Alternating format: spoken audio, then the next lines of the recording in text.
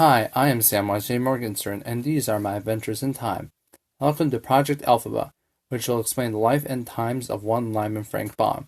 He was born in 1856 in Chittenden, New York, and was named after his uncle Lyman. Baum actually hated this name and preferred to go by his middle name, Frank. Cool trivia on the guy: Gregory Maguire used the man's initials as his inspiration to name the Wicked Witch of the West Elphaba in his 1995 novel Wicked. The future author was tutored at home until he was 12, when he was admitted to the Peekskill Military Academy.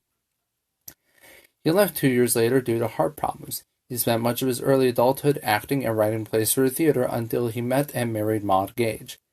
Her mother disapproved of his acting career, leading him to hold a wide variety of jobs ranging from traveling salesman to journalist. He turned to writing in his 40s, and here is where he made his most success. While Baum is most famous for his work on The Wonderful Wizard of Oz in 1900, he was the author of many books. These included 13 sequels to The Wizard of Oz, The Last Egyptian, Daughters of Destiny, an editorial on Sitting Bull, and so much more. While claiming that The Wonderful Wizard of Oz was written for children rather than as political allegory, many believe that L. Frank Baum wrote the book as an allegory for the populist movement. The movement grew up in the 1890s as crop failures, overinflation, and the 1893 panic encouraged farmers across the American West to organize, culminating in the formation of the Populist Party in the 1896 and 1900 campaigns of one William Jennings Bryan. The populists' most defining political belief was using silver and gold to back U.S. currency to shore up the country's gold reserve.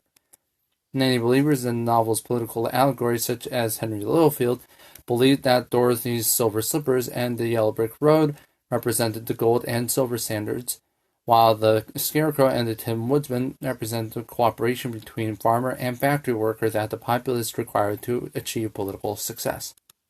The Cowardly Lion is believed to represent William Jennings Bryan, the unassuming idealistic Democrat that ran the movement's agenda during his 1896 presidential campaign.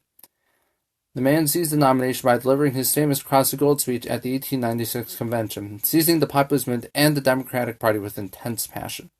While the populist movement failed on capturing the White House during Bryan's multiple runs, the movement laid some of the groundwork for the labor rights of the progressive era. Baum was also surprisingly aware of the plight of Native Americans, condemning the 1890 death of Sitting Bull by writing, "The proud spirit of the original owners of these vast prairies inherited through centuries of fierce and bloody wars of their possession, lingered last in the bosom of Sitting Bull." His books were also famous for featuring feminism, such as when he wrote Dorothy orchestrating her escape from the Wicked Witch of the West, the rescue of the Tin Woodsman and the Scarecrow, and the freeing of the flying monkeys. This feminism was also shown in his support for the suffragist movement. Baum also predicted some technologies in the present, such as augmented reality in his 1901 novel The Master Key.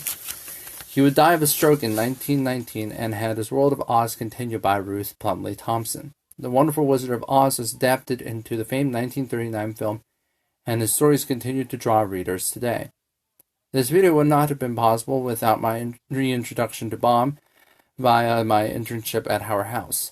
I entered one of his books into the database and had the honor of looking at a copy of his Mother Goose's Tales owned by the museum. If you liked the video, be sure to like, comment, share, and subscribe. Sources are in the description, and be sure to follow me on Twitter, Tumblr, and Facebook. Links in the description. If you wish to support my channel, check out my Patreon or my podcast on Anchor, where you can set up a donation plan to fund this channel. My podcast focuses on the Mongols, and I recommend listening to it on Anchor, Spotify, Breaker, and on Google Podcasts. As always, 'tis the will of Blue Heaven.